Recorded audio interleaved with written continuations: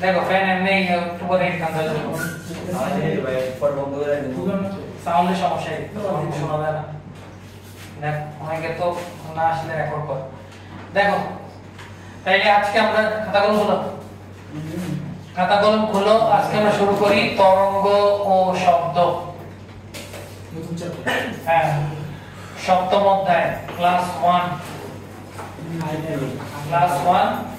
সপ্তম অধ্যায় আমরা শুরু করি তরঙ্গ ও শব্দ দিয়ে দেখো সবাই দেখো আজকে একদম বেসিক ক্লাস ঠিক আছে তো একটু মনোযোগ দিয়ে বোঝার চেষ্টা করবা দেখবা যে জিনিসগুলো তোমাদের কাছে সহজ মনে হবে ঠিক আছে দেখো প্রথম যে টপিক এটা আমরা শুরু করব হচ্ছে পর্যায়বৃত্ত গতি দিয়ে দেখো প্রথম টপিক আমরা শুরু করতেছি পর্যায়বৃত্ত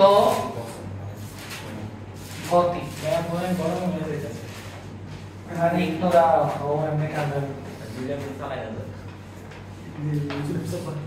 ইয়া পিছনে ফ্যানটা চালাও পিরিয়ডিক মোশন পর্যায়বৃত্ত গতি অথবা পিরিয়ডিক মোশন ঠিক আছে দেখো তাহলে পর্যায়বৃত্ত গতি সেকেন্ড চ্যাপ্টারে একটু হলেও তোমরা পড়ছো ঠিক আছে পর্যায়বৃত্ত গতি সেকেন্ড চ্যাপ্টারে একটু হলেও পড়া আছে আমরা তবুও জিনিসটাকে একটু রিক্যাপ করে দিই ঠিক আছে দেখো পর্যায়বৃত্ত গতি এটার মানেটা কি এটার মানেটা হচ্ছে যে কোন গতিশীল বস্তু তার গতিপথে কোন গতিশীল বস্তু ভালো করে শোনো কোন গতিশীল বস্তু তার গতিপথের একটা নির্দিষ্ট বিন্দুকে নির্দিষ্ট সময় পর পর একই দিক থেকে অতিক্রম করলে সেই গতিকে পর্যায়বৃত্ত গতি বলে এটার মানেটা কি এটা তো কথা খেয়াল করো আমরা একটা एग्जांपल নেই एग्जांपल নিলে আমরা বুঝতে পারবো আমি সাইড দিয়ে জিনিসটা আঁকি মনে করো আমরা একটা ঘড়ি নিলাম আমরা কি নিলাম একটা ঘড়ি এই ঘড়ির একটা কাটা একটা মনে করো দাগ নিছি 12 ঠিক আছে 12 1 2 3 4 এভাবে তো থাকে আমরা যদি আঁকি জিনিসটাকে এটা 3 এটা 6 এটা কত 9 তাহলে এখানে কত হবে 1 এখানে হবে 2 এখানে হবে 4 এখানে হবে 5 এখানে হবে 7 এখানে হবে 8 এখানে হবে 10 এখানে হবে আমার 11 ক্লিয়ার এখন আমরা একটা সেকেন্ডের কাটা মনে করে নিলাম মনে করো আমরা এখানে একটা সেকেন্ডের কাটা নিলাম কথা বোঝা গেছে এখন এই সেকেন্ডের কাটাটা কি হবে বৃত্তাকার পথে ঘুরবে না বৃত্তাকার পথে দেখো এই সেকেন্ডের কাটাটা কি হইতেছে বৃত্তাকার পথে ঘুরতেছে তাহলে এটা ঘুরলো কিভাবে ঘুরবে এটা এভাবে ঘুরবে না এভাবে ঘুরবে এবং সে যখন এই মনে করো 12 থেকে শুরু করছে 12 থেকে শুরু করে সে এই বৃত্তাকার পথ ঘুরে আবার যদি 12 তে আসে তাহলে একটা পর্যায় সম্পূর্ণ করতেছে কিনা একটা ফুল সার্কেল কমপ্লিট করতেছে কিনা এটাকে বলে এক পর্যায় কি বলে এটাকে এক পর্যায় আচ্ছা তাহলে তুমি একটা সম্পূর্ণ বৃত্ত তুমি যদি ঘুরে তুমি একটা পর্যায় সম্পন্ন করতেছো তাই না আবার ওই 12 নম্বর দাগে আসতেছো তাহলে কত সময় লাগবে এই সেকেন্ডের কাটারে আসতে 60 সেকেন্ড বা 1 মিনিট লাগবে এবং এই 60 সেকেন্ড বা 1 মিনিট এটা কি এটা ফিক্স না এটা কি চেঞ্জ হয় কোনোদিন সেকেন্ডের কাটা কি মনে করো 62 সেকেন্ড পর বা 63 সেকেন্ড পর আবার ওই বিন্দুতে আসবে এমন কোনোদিন হয় এটা সব সময় একটা নির্দিষ্ট বিন্দু ধরে বা নির্দিষ্ট সময় ধরে এটা ঘুরতে থাকে তাই না তাহলে খেয়াল করো আমার পর্যায়বৃত্ত গতির সংজ্ঞাটা কি পর্যায়বৃত্ত গতির সংজ্ঞা হচ্ছে এটা কি গতিশীল বস্তু কোন গতিশীল বস্তু তার বৃত্তাকার মানে তার গতিপথের একটা নির্দিষ্ট বিন্দু 12 একটা নির্দিষ্ট বিন্দুকে নির্দিষ্ট সময় পর পর 1 মিনিট পর পর একই দিক থেকে দেখো খেয়াল করো ডাইরেকশন কিন্তু চেঞ্জ হচ্ছে না, সব সময় এই ডাইরেকশনে ঘুরতেছে না, এটাকে বলে ক্লকওয়াইজ ডাইরেকশন। তো ক্লকওয়াইজ ঘুরতেছে এটা, এবং একই দিক থেকে যদি এই 12 নাম্বার দাগকে অতিক্রম করে তাহলে সেটাকে আমরা কি বলি? পর্যায়বৃত্ত গতি। কথা বোঝা গেছে? কার কোনো সমস্যা আছে? না। তাহলে সংজ্ঞা লিখি। কোন গতিশীল বস্তু কণা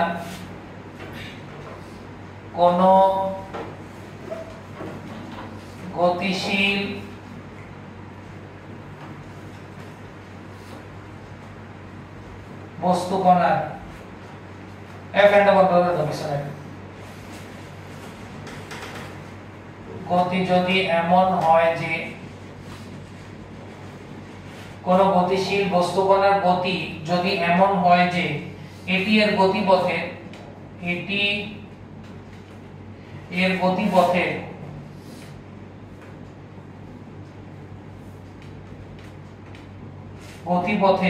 কোন নির্দিষ্ট বিন্দুকে কোন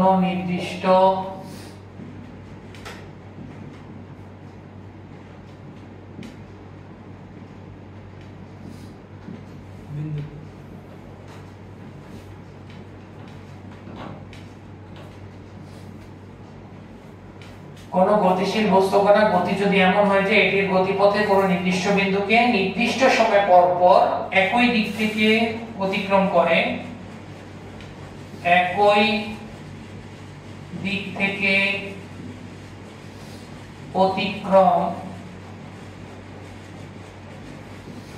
করে,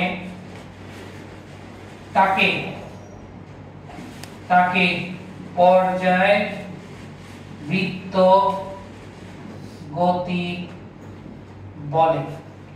যেমন কি হতে পারে? এই যে ঘড়ির কাঁটার গতি, যেমন হতে পারে ঘড়ির কাঁটার গতি। ঠিক আছে, এটা হচ্ছে 1 নাম্বার ঘড়ির কাঁটার গতি। 2 নাম্বার হচ্ছে বৈদ্যুতিক পাখার গতি। সেম একই, বৈদ্যুতিক পাখা কি উল্টা সাইডে ঘোরা শুরু করে নাকি? একই সাইড থেকে সবসময় ঘোরে। তাহলে বৈদ্যুতিক পাখার গতি, তাই না? 3 নাম্বার সাইকেলের চাকার গতি। সাইকেলের চাকার গতি।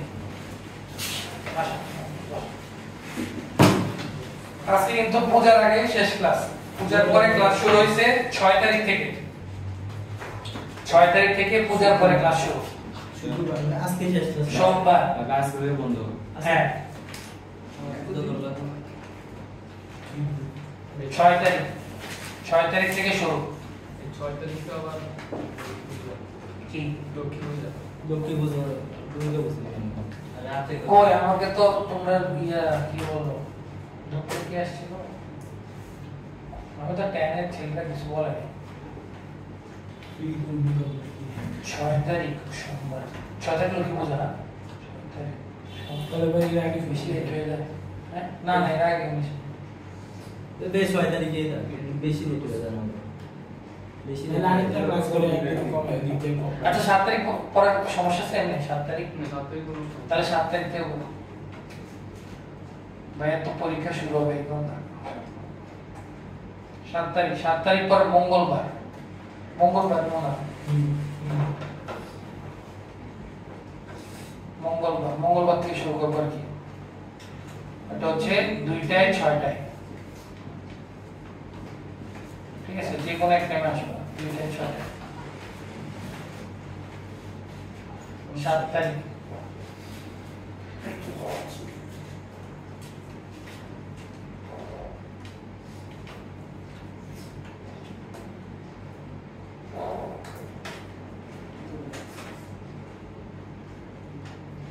ক্লিয়ার সবাই? সমস্যা আছে না? তাহলে এখান থেকে কিন্তু একটা আমরা সংজ্ঞা পেয়ে গেছি, আরেকটা সংজ্ঞা পেয়ে গেছি, সেটা হচ্ছে একটা পর্যায়ের সংজ্ঞা পেয়ে গেছি যে একটা বৃত্তাকার পথ সে যদি পুরো একটা সম্পূর্ণ সাইকেল যদি ঘোরে তাহলে এটাকে বলা হয় এক পর্যায়। এক পর্যায়। এবং এই এক পর্যায় সম্পন্ন করতে এই সেকেন্ডের কাটার সময় কত লাগছে? 60 সেকেন্ড। এবং এই টাইমটাকে বলা হয় পর্যায়কাল। কি বলে এটাকে? পর্যায়কাল। দেখো পর্যায়কাল। পর্যায়কাল। পর্যায়কাল। তাহলে একটা পর্যায়কালের সংজ্ঞা কি হবে? যে একটি পূর্ণ পর্যায় সম্পন্ন করতে যে সময় লাগে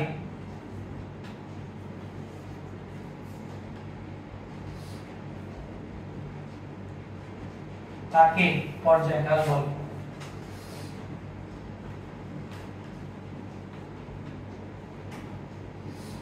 একটি পূর্ণ পর্যায় সম্পন্ন করতে যে সময় লাগে তাকে কি বলে? পর্যায়কাল বলে।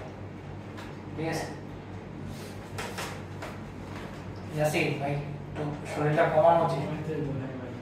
ঠিক আছে সমস্যা নেই দাদা ভাই, কিন্তু আস্তে আস্তে ভাই আপনি শরীরে আস্তে আস্তে তো কত ঠিক আছে লম্বা অনুযায়ী ঠিক আছে। না লম্বা অনুযায়ী তো আমি কি আমি লম্বা না? বাইরে বাইরে দিবি না এই বয়সে ওজন বাড়ার সমস্যা এখন বুঝবা না, যখন না 10 হোক বা কলেজে ফার্স্ট ইয়ার হোক তখন বুঝবা এত সহজে। ঠিক আছে সবচেয়ে ভালো হয়েছে ইয়ার 4 ইয়ারের ইয়ার। ঠিক আছে বেশি বড় না। তোমাকে ইয়ার সমস্যা আছে মানে হেয়ার ফল আছে। এয়ার ফল। আমার বন্ধুরা আছে এটা ট্রিটমেন্টে চলতে আছে। ট্রিটমেন্ট চলে। পিএলপি থেরাপি একটা আছে, এটা নিয়ে শরীরে মাথায় ইনজেকশন দিয়ে শেষ অবস্থা। মাথায় ইনজেকশন? আরে ওটা 30-40 ইনজেকশন দিয়ে দিবে বাপ রে বাপ। তো ব্রেক কাম করে কোথায়? এটা রক্ত নিয়ে কেমিক্যাল মিশিয়ে ইনজেকশন। আমার বন্ধুরা একদম আমার বন্ধু একজন আছে, ঠিক আছে রেকর্ড হইতাছে পাওয়া উচিত না তো ইয়া কি বলে আছে আমার এক বন্ধু। আমার তো রোল 2 ছিল, আমার রোল 1 করতে করতে বা করতে না, ওর এমনি ন্যাচারালি সমস্যা। পুরো চুল নাই, মানে অনেক চুল আছে মাঝখানে শেষ। দুটোরে কে রে আর আমরা তাও আসুন করে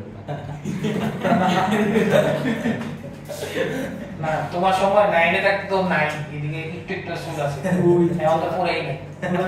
আবার তাও করে ডাক্তারি বলতেছে সিলেট মেডিকেল মানায় আর কি। ডাক্তার তাহলে ঠিক আছে, ডাক্তার তেমন ওষুধ থাকবো না।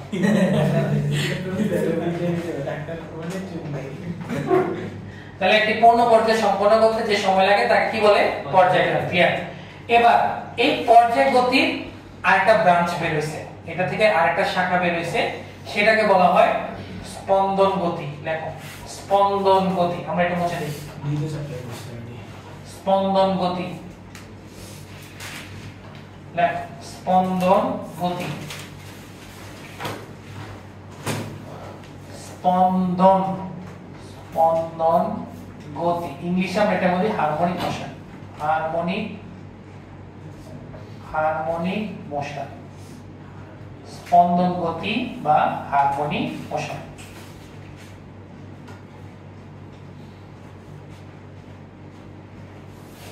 ঠিক আছে স্পন্দন গতি বা হারমোনিক মোশন।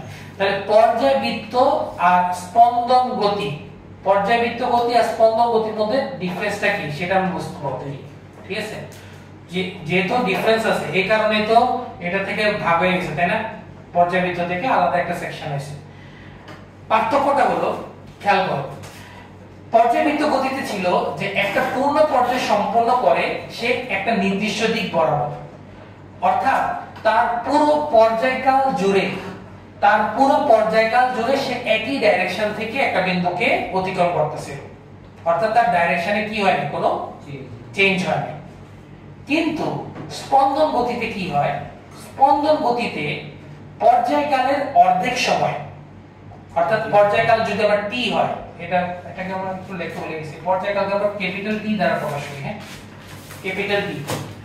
পর্যায়কাল যদি টি হয় তাহলে টি এর অর্ধেক মানে টি/2 অর্ধেক সময় একই দিকে আর বাকি টি/2 সময় তার বিপরীত দিকে চলে। এই কারণে পর্যায়বৃত্ত গতি থেকে স্পন্দন গতিতে কি হয়ে গেল, আলাদা হয়ে গেল। ঠিক আছে, একটা एग्जांपल দিলে তোমরা আসলে ভালো বুঝতে পারবা। আমরা এটা মুছে দেই সব কিছু। দেখ একটু মনোযোগ দাও, তাইলে আজকে ক্লাস অনেক ভালো বুঝবা। তাহলে মনে করো স্পন্দন গতির একটা एग्जांपल হচ্ছে সরল দোলক।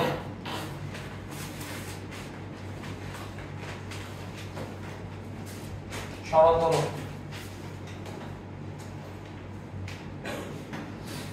স্পন্দন গতির একটা एग्जांपल কি, সরল দোলক। ঠিক আছে, এখন খেয়াল করো সরল দোলকে এটা মনে করো A বিন্দু, এটা মনে করো B বিন্দু, এটা হচ্ছে C বিন্দু। ক্লিয়ার? তুমি কি করলা, তুমি করলা যে এই B থেকে মনে করো সে যদি, আমি একটু বিস্তারিত বলি জিনিসটা, যদি সরল দোলক না দোলে মানে দোদুল্যমান যদি না থাকে তাহলে সে কোন অবস্থানে থাকবে, এই তিনটা পজিশনের মধ্যে B তে, তাই না? B তে থাকবে এবং এই অবস্থানকে বলা হয় সাম্য অবস্থা। কি বলে এটাকে? সাম্য অবস্থা, অর্থাৎ স্থিতিশীল অবস্থা। সাম্য অবস্থা। ক্লিয়ার? সাম্য অবস্থা। এখন খেয়াল করো সাম্য অবস্থা থেকে তুমি সাপোজ এটাকে এই অবস্থানে নিছো, সাম্য অবস্থানে কোথায় নিছো? এই অবস্থায় নিছো, তাই না? এই অবস্থায় নিলে এবং এখান থেকে যদি আমি ছেড়ে দেই তাহলে কি হবে বলো তুমি? এটা বি আসবে, A থেকে কোথায় যাবে? এটা B তে যাবে। মনে করো A থেকে এটাকে ছেড়ে দিব, তাহলে A থেকে প্রথমে কোথায় আসবে? B তে এসে কি থেমে থাকবে? না সি বলে কেন C তে যাবে? কেন যাবে? কোন কনসেপ্টের কারণে যাবে? গতি জড়তার কারণে। কিসের কারণে? গতি জড়তার কারণে। B তে তো এসে তার মধ্যে তখনও তো গতিশীল থাকার প্রবণতা আছে, তাহলে এই কারণে B তে না থেমে সে C তে যাবে। ক্লিয়ার? এরপর কি হয়? C তে কি থেমে থাকে নাকি? আবার B তে যায়, B থেকে আবার কোথায় আসবে? A তে আসবে। ফলে একটা পূর্ণ পর্যায় সম্পন্ন হয়েছে কিনা? A থেকে B তে গেল, B থেকে C তে গেল, C থেকে আবার B তে ব্যাক করছে, B থেকে আবার A তে ব্যাক করছে। তাহলে যে বিন্দু থেকে যাত্রা শুরু করছে আবার একই বিন্দুতে ফিরে আসছে না? তাহলে এটাকে কি বলা হয়? একটা পূর্ণ পর্যায়। বুঝা গেছে কিনা? একটা পূর্ণ পর্যায় সম্পন্ন করে, পূর্ণ পর্যায় সম্পন্ন করে। এবং এই পূর্ণ পর্যায় সম্পন্ন করতে যে সময় লাগবে তাকে আমরা কি বলছি এখন? পর্যায়কাল। তাহলে এই পূর্ণ পর্যায় সম্পন্ন করতে সময় লাগে পর্যায়কাল টি, ক্যাপিটাল টি। ক্লিয়ার? নাকি সমস্যা আছে? সমস্যা নেই। এবার দেখো এই টিটাকে আমরা চারটা ভাগে ভাগ করতে পারি। কিভাবে ভাগ করতে পারি? দেখো A থেকে B তে যাইতে যে সময় লাগবে, A থেকে B তে যেতে যে সময় লাগবে, B থেকে C তে যাইতে কি একই সময় লাগবে না? কারণ এখানে তো বাতাস নেই, বাতাস ছাড়া হিসাব করতেছে। তো বাতাস যদি না থাকে তাহলে তো হাঁচি করে এটা দুলতেই থাকবে। তাহলে A থেকে B তে যেতে যে সময় লাগবে, B থেকে C তে যাইতে একই সময়, C থেকে B তে যাইতে একই সময়, B থেকে A তে যাইতে আবার একই সময়। তাহলে টোটাল পর্যায়কাল T কে আমরা কয় ভাগে ভাগ করতে পারি? 4 ভাগে ভাগ করতে পারি। তাহলে A থেকে B তে যেতে সময় লাগে T/4, B থেকে C তে যেতে সময় লাগে T/4, C থেকে B তে যেতে সময় লাগে T/4 আর B থেকে A তে যেতে সময় লাগে T/4। এতটুকু কে বুঝাবে? ঠিক আছে? চার ভাগ হইছে না? যোগ করলে আবার কি বড় টি আসে। এবার খেয়াল করো সে যে পূর্ণ পর্যায় সম্পন্ন করছে, একটু খেয়াল করো, চিত্র দেখলে বুঝো। পূর্ণ পর্যায় যে সে সম্পন্ন করছে সে কি সবসময় একই ডাইরেকশন ছিল? একবার দেখো A থেকে C এক ডাইরেকশন, আবার B উল্টা ডাইরেকশনও ছিল। এখন সেম ডাইরেকশনে কত সময় পর্যন্ত ছিল? T/4 আর T/4 যোগ হবে না? একই ডাইরেকশনে ছিল। তাহলে এটা হচ্ছে আমার T/2 আর এটা কত? বিপরীত ডাইরেকশনে ছিল কত? T/2। এটাই তো আমার সংজ্ঞা যে পর্যায়কালে অর্ধেক সময় একই দিকে আর বাকি অর্ধেক সময় বিপরীত দিকে, এটাই স্পন্দন গতি। ইজি। ক্লিয়ার? তাহলে সংজ্ঞাটা লিখি, সংজ্ঞা লেখার পর তোমরা যেহেতু চিত্র আঁকছো সংজ্ঞাটাও লিখতে পারো। দেখো এর সাথে দেখো, পর্যায়বৃত্ত গতি সম্পন্ন, পর্যায়বৃত্ত গতি সম্পন্ন কোন বস্তু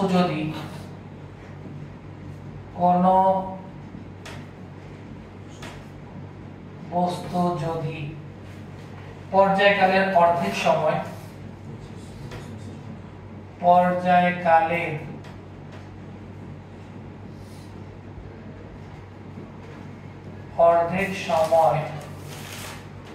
একই দিকে কোন নির্দিষ্ট দিকে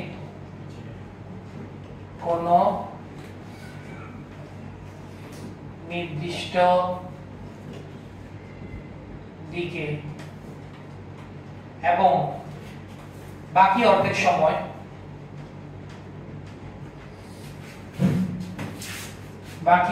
সময়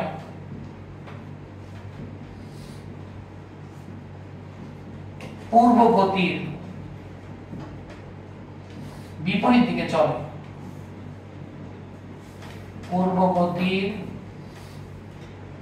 দিকে চলে, তবে তাকে স্পন্দন গতি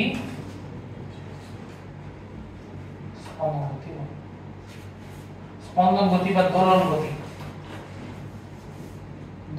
গতি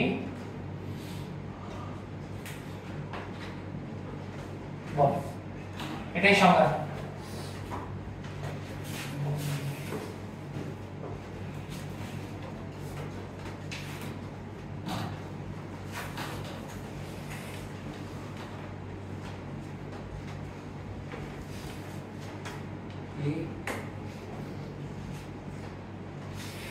দেখো কোনো সমস্যা থাকলে বলো।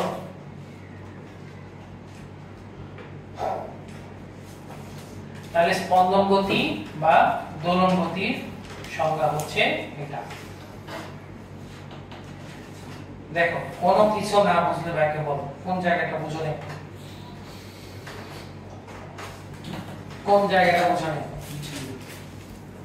বুঝে গেছে? সমস্যা আছে কোথাও এখানে? না। আচ্ছা, তাহলে দোলন গতি বা স্পন্দন গতি জিনিসটা আমরা বুঝছি। এখানে একটা জিনিস আরেকটা বোঝা আছে, সেটা হচ্ছে এই যে বি থেকে যে আমি এ তে নিছি বস্তুটাকে, তাহলে বস্তুটার অবশ্যই সরণ ঘটছে না? সরণ ঘটছে, তাই না? সরণ অনেক ধরনের হয়, সরণ রৈখিক সরণ হয়, আর একটা সরণ হয় বৃত্তাকারের ক্ষেত্রে হয় কৌণিক সরণ। কি সরণ? কৌণিক সরণ। এবং খেয়াল করো বি থেকে যখন এ তে গেছে তখন এই যে ঝুলন বিন্দু, এই ঝুলন বিন্দুতে একটা কোণ তৈরি করছে না? এই কোণটাকে আমরা বলি হচ্ছে থিটা, বা এটাকে আমরা বলি কৌণিক সরণ বা কৌণিক বিস্তার। এই থিটাকে আমরা কি বলি? কৌণিক সরণ, মানে কোণ বরাবর সরণ যেটা হইছে, আর কৌণিক বিস্তার, কৌণিক সরণ, বা এটাকে আমরা বলি হচ্ছে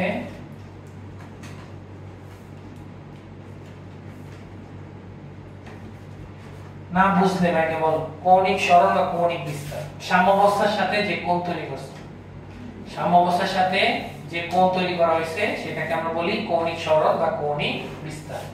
ক্লিয়ার? এটাকে এবার স্পন্দন গতিরও একটা ব্রাঞ্চ বের হইছে, ঠিক আছে? স্পন্দন গতি থেকে যে ব্রাঞ্চটা বের হইছে সেটাকে আমরা বলি হচ্ছে সরল ছন্দিত স্পন্দন গতি।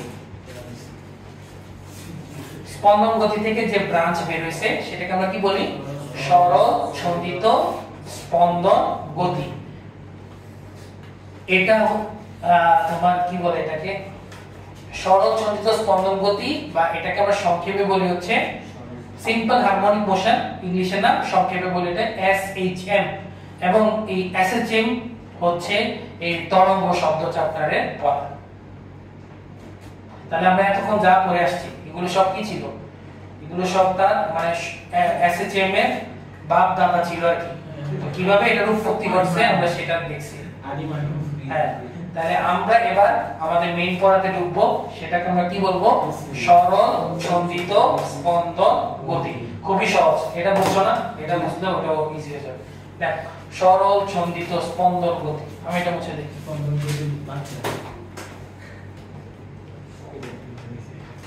দেখ, সরল সরল ছন্দিত স্পন্দন স্পন্দন গতি, ইংলিশে বলি simple harmonic motion, simple harmonic motion, সংক্ষেপে আমরা এটাকে বলি হচ্ছে এসএইচএম। সিম্পল হারমোনিক মোশন বা সংক্ষেপে আমরা এটাকে বলি এসএইচএম। কথা বুঝা গেছে? এখন এই সিম্পল হারমোনিক মোশন আর শুধু হারমোনিক মোশন ডিফারেন্স কি? তফাৎ পর্যায়বৃত্ত স্পন্দনের মধ্যে একটা ছিল না তফাৎ, ডিফারেন্স? তাহলে অবশ্যই এসএইচএম আর এর মধ্যে কিছু ডিফারেন্স থাকবে। এখন ডিফারেন্সটা কি সেটা আমরা বুঝবো। ডিফারেন্স বুঝতে পারলে কিন্তু আমাদের জন্য এটা খুবই সহজ হয়ে যাবে। কথা বুঝা গেছে? খেয়াল করো, আমরা যে স্পন্দন গতিতে পড়ে আসছি, কৌণিক বিস্তার, এটার কিন্তু কোনো নির্দিষ্ট মান ছিল না। নির্দিষ্ট মান ছিল না, অর্থাৎ থিটার মান যত বেশি হবে, খেয়াল করো, থিটার মান যত বেশি হবে ততই আমি একটা সার্কুলার বা বৃত্তাকার পথের অংশ পাবো না। কথা বুঝো না? কারণ সুতার দৈর্ঘ্য তো চেঞ্জ হচ্ছে না, সুতার দৈর্ঘ্য তো সেম।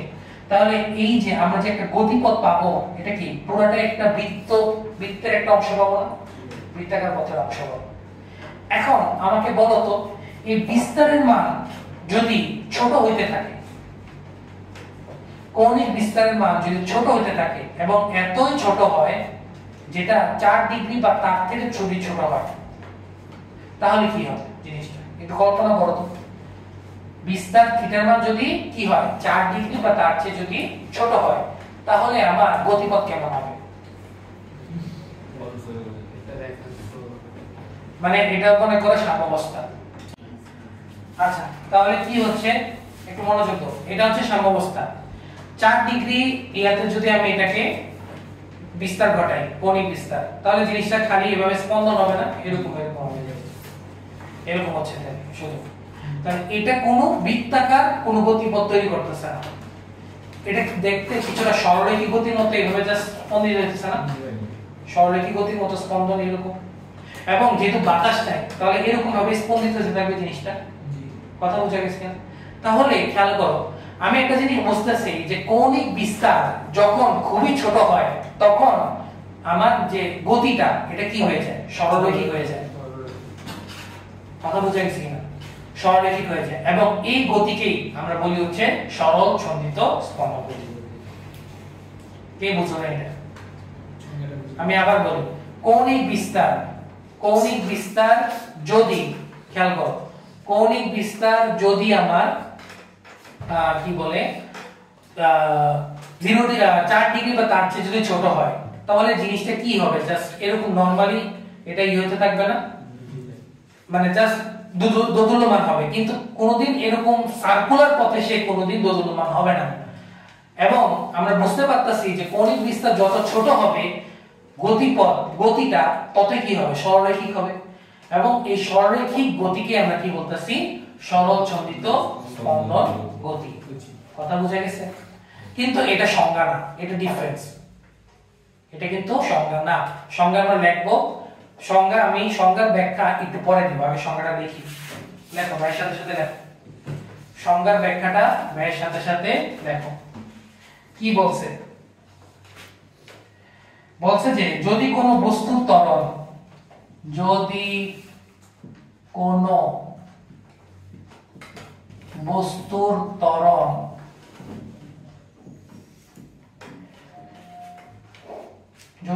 বস্তুর ত্বরণ একটি নির্দিষ্ট বিন্দু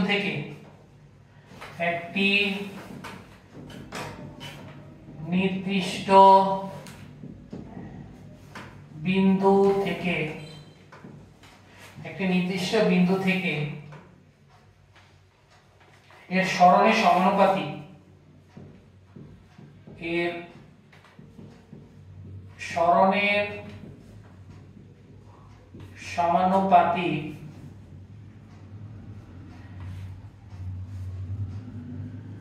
এবং সর্বদা ওই বিন্দু অভিমুখী হয় এবং সর্বদা ওই বিন্দু অভিমুখী হয়। ওই বিন্দু বলতে বুঝাইতেছি সাম্যাবস্থা অভিমুখী হয় তাকে সরল ছন্দিত স্পন্দন গতি বা সংক্ষেপে আমরা এটাকে কি বলতেছি SHM সরল ছন্দিত স্পন্দন গতি এটা বলে। লেখো সংজ্ঞাটা লেখো।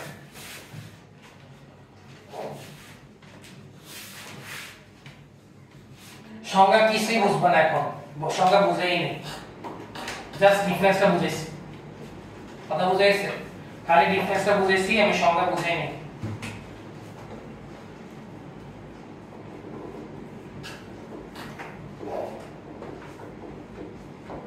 তাহলে আমরা আস্তে আস্তে সংজ্ঞা তো লেখা হয়েছে, আমরা আস্তে আস্তে জিনিসটা একটু বোঝার চেষ্টা করি। হ্যাঁ, খেয়াল করো, আমরা বুঝাবো কিন্তু এই চিত্র দিয়ে, বুঝাবো কিন্তু কি এই চিত্র দিয়ে, কিন্তু এটা কিন্তু রিয়েল চিত্র না। এসএচএম এর রিয়েল চিত্র কিন্তু এটা না। এটা এই থিটার কোন মতে সাইড ডিগ্রিতে কম মনে হইতাছে, অনেক বেশি মনে হইতাছে না? তো এটা তো রিয়েল চিত্র না। আমরা তো বলে আসছি যে এসএচএম এ কৌণিক বিস্তার 4 ডিগ্রি বা তার থেকে কি হয়, কম হয়। তাহলে আমি যদি প্রকৃত চিত্র আঁকতে চাই তাহলে কিভাবে আঁকবো এটাকে? দেখো তো, আমরা এটা মুছে দিই, আমরা সাইডে দিয়ে প্রকৃত চিত্রটা কিভাবে আঁকবো এটা? এটা মনে করো এটা হচ্ছে তার সাম্যাবস্থা, তাই না? 4 ডিগ্রি খুব ছোট, খুব তাও বড় হয়ে গেছে, তাও অনেক বড় হয়ে গেছে। ক্লিয়ার নেই? এবার ক্লিয়ার নেই? ঠিক আছে, তাহলে এখান থেকে যদি ছেড়ে দেই জিনিসটা কি এরকম কম্পিত হবে? এরকম কম্পিত হবে না? আর দেখো আমার কলমটা দেখো কিভাবে কম্পিত হচ্ছে। তো দেখতে কিছুটা পুরোটাই তো সরলরেখিক মনে হয় না? এবং এই যে থিটার মানটা, এই যে থিটার মান, এই থিটার মান অবশ্যই 4 ডিগ্রি থেকে 4 ডিগ্রি সমান বা তার থেকে ছোট, এবং এটাই হচ্ছে SHM এর প্রকৃত চিত্র। সাইড দিয়ে এটা রাখো, সাইডে দিয়ে এটা রাখো। SHM এর প্রকৃত চিত্র হচ্ছে এটা। 4 ডিগ্রি হচ্ছে, হ্যাঁ 4 ডিগ্রি, ম্যাক্সিমাম 4 ডিগ্রি। 4 ডিগ্রি থেকে যদি বড় হয়ে যায় তখন আর এটা SHM থাকবে না, তখন এটা স্পন্দন গতি হয়ে যাবে।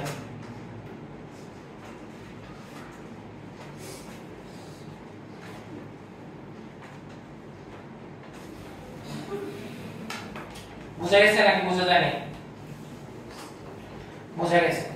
তাহলে খেয়াল করো, আমরা এগুলো একটু মুছে দিই, এগুলো যেহেতু আমাদের বোঝা হয়েছে, আমরা এই জিনিসগুলো একটু মুছে দিব। এটা মুছে দিব, আচ্ছা এটা মুছে দিব,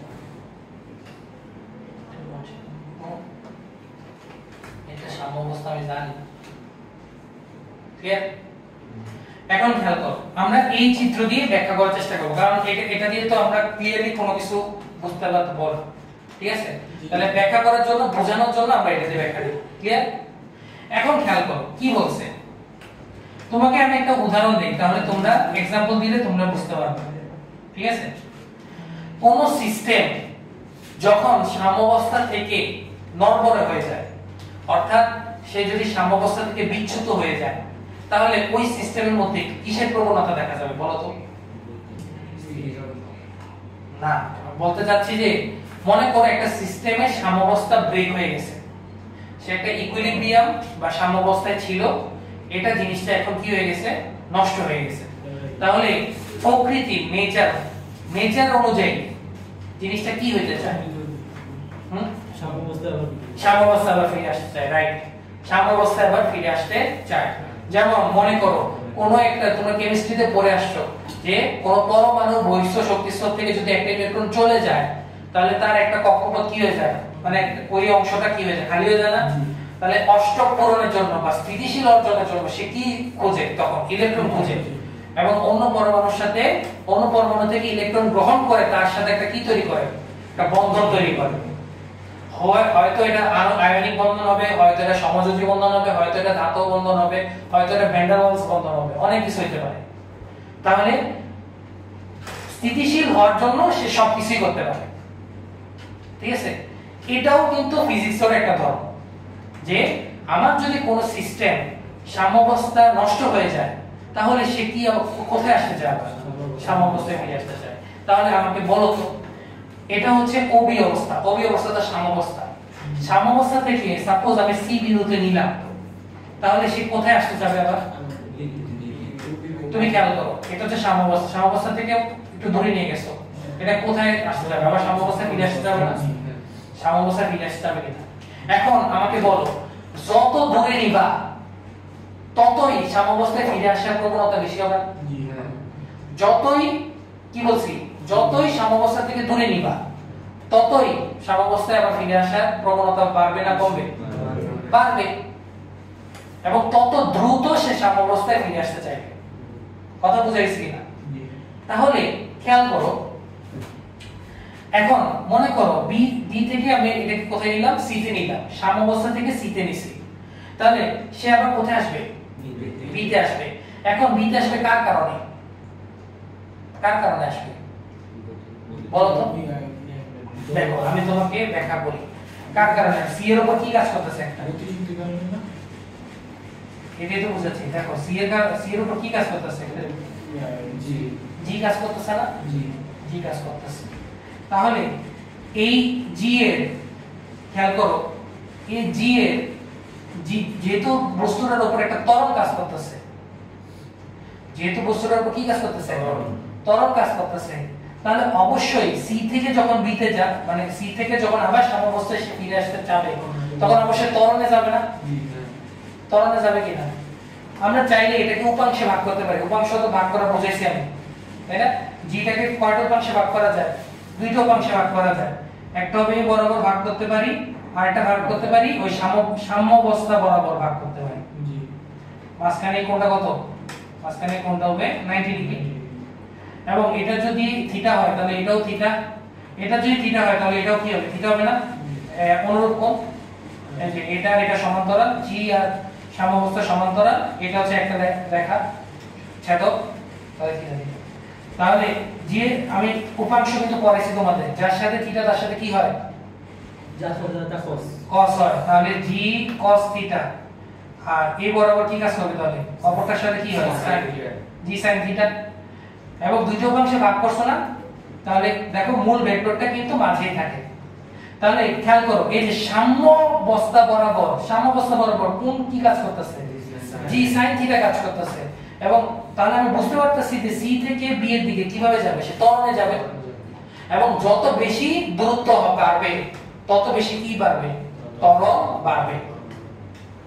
যত বেশি, এই যে খেয়াল করো, যত বেশি দূরত্ব বাড়বে, তুমি নিচে দেখো, আমি কিন্তু ম্যাথমেটিক্যাল ব্যাখ্যাটাও দিয়ে দিতেছি সাথে সাথে, যত বেশি দূরে যাবে থিটার মান বাড়বে না কমবে? বাড়বে। থিটার মান বাড়লে sin থিটার মান বাড়বে না কমবে? বাড়বে। তাহলে জি sin থিটাও বাড়বে। তাহলে যত আমার দূরত্ব বাড়বে, আমি এখন দূরত্ব কোথা থেকে হিসাব করব? দূরত্ব কোথা থেকে সে যাত্রা শুরু করছে? সাম্যাবস্থা থেকে।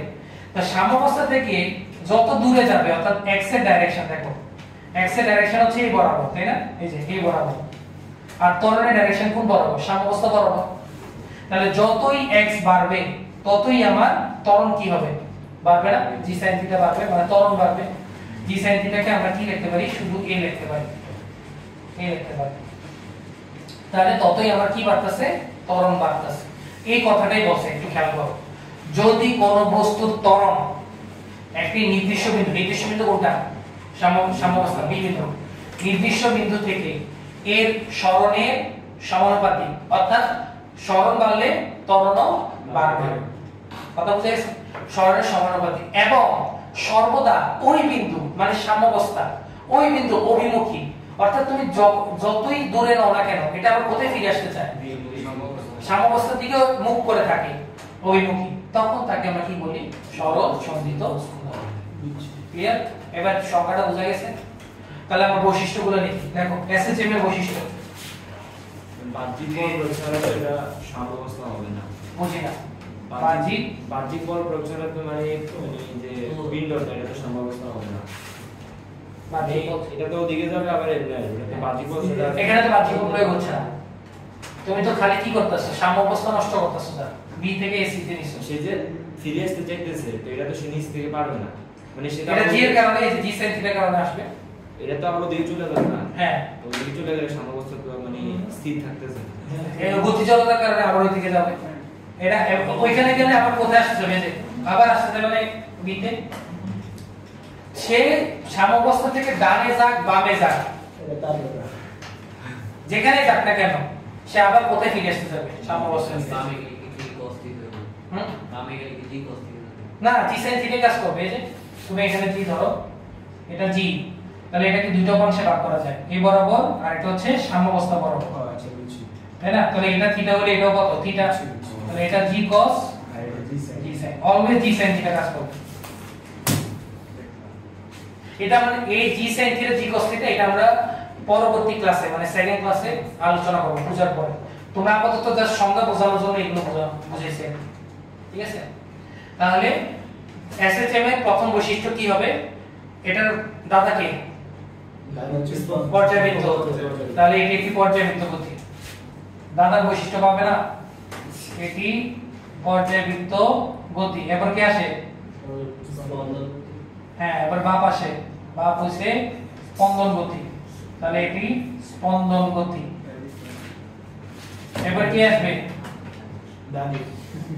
না, এবার আসবে তার নিজস্ব বৈশিষ্ট্য। তার নিজস্ব বৈশিষ্ট্য কি? সে একটা কি গতি? সরলরৈখিক গতি।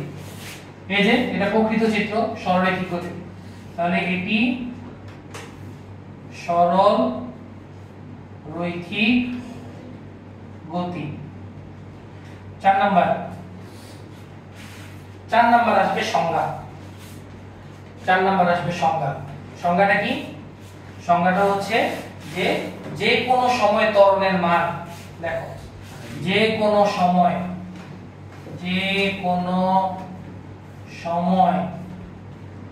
ত্বরণের মান,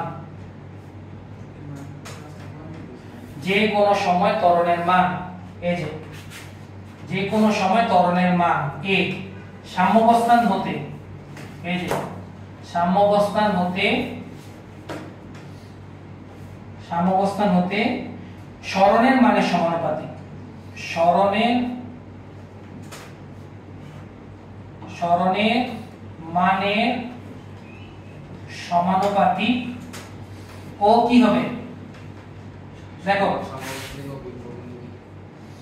বুঝি না, এটা তো হ্যাঁ, এটা তো আছে। বলতেছি যে কোনো সময় ত্বরণের মান সাম্যাবস্থান থেকে সরণ হিসাব করতেছি। সাম্যাবস্থান থেকে সরণের মানের সমানুপাতিক। আর ডাইরেকশন দেখো বিপরীতমুখী না? x এর ডাইরেকশন উপরের দিকে, g এর ডাইরেকশন কোথায়? নিচের দিকে, মানে সাম্যাবস্থার দিকে। তাহলে ও বিপরীতমুখী, এটা বলে দিতে হবে। ও বিপরীতমুখী, অর্থাৎ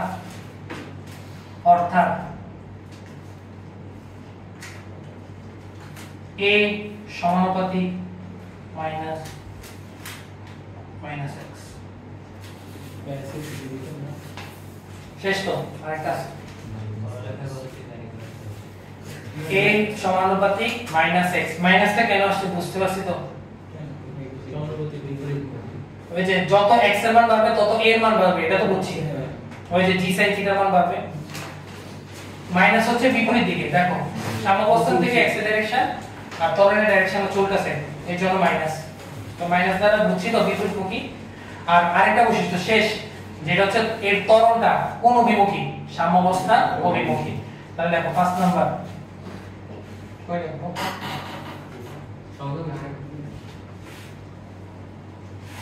তাহলে 5 নম্বর বৈশিষ্ট্য আসে কি এর ত্বরণ সর্বদা